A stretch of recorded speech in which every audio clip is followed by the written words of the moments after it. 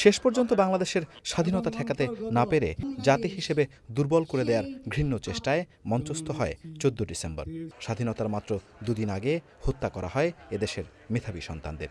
বাংলাদেশ আওয়ামী লীগের আয়োজনে বুদ্ধিজীবী দিবসের আলোচনায় সেই সময়ের স্মৃতিচারণ করেন শহীদ সন্তানেরা।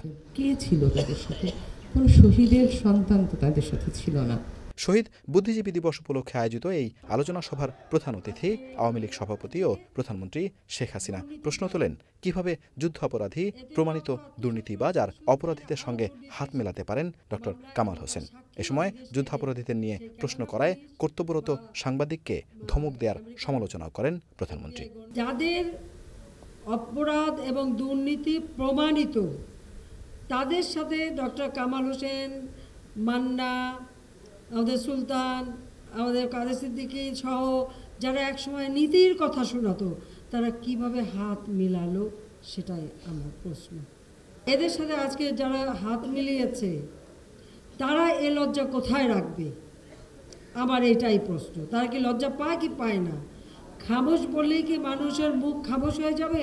মানুষের মুখ খামোশ হবে না।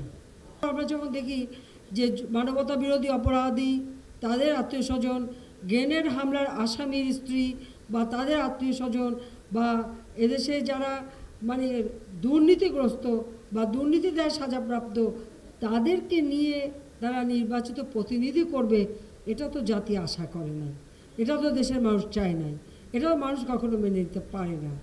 স্বাধীনতার পর জিয়া যেমন যুদ্ধাপরাধী ও খুনিদের পুনর্বাসন করেছিল, ঠিক একইভাবে ডক্টর কামাল আর বিএনপিও যুদ্ধাপরাধী ও প্রমাণিত অপরাধীদের হাতে ধানের শীষ তুলে দিয়েছে উল্লেখ করে তাদের বর্জনের আহ্বান জানান প্রধানমন্ত্রী।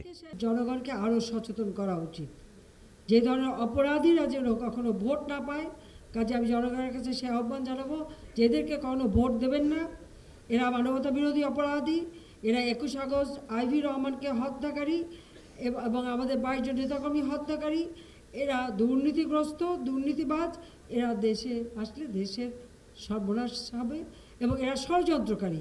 কেউ সেই মোসাদের সাথে, কেউ আইএসআইয়ের সাথে ষড়যন্ত্র করছে, তাদেরকেও নমিনেশন দিয়েছে। মানে এর থেকে যোগ্য মানুষ বিএনপিতে ছিলই না মনে হয়।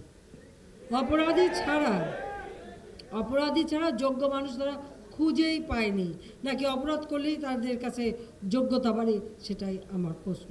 স্বাধীনতা বিরোধীদের ষড়যন্ত্র রুখে দিয়ে বিজয়ের মাসে মুক্তিযুদ্ধের পক্ষের শক্তি জয়ী হবে বলে আশাবাদ ব্যক্ত করেন আওয়ামী লীগ সভাপতি শেখ হাসিনা। পান্থ রহমান, চ্যানেল আই, ঢাকা।